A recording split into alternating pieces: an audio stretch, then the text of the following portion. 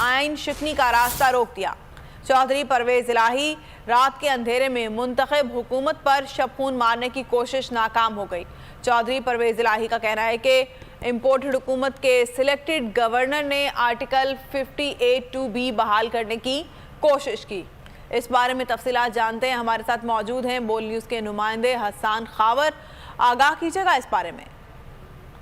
वज़ीर आला पंजाब चौधरी परवेज इलाही की जानिब से अदालत के फैसले के बाद बड़ा अहम बयान सामने आया है कि अदालत ने जो है मुंतखब हुकूमत पर शबखून मारने की कोशिश को नाकाम बना दिया। जो सदर हैं वो स्वाबदीद उसकी गवर्नर सदर की स्वाबदीद पर होते हैं, जबकि गवर्नर ने जो है वो 58(2)B पे बहाल करने की कोशिश की, जिसका रास्ता रोक लिया गया है।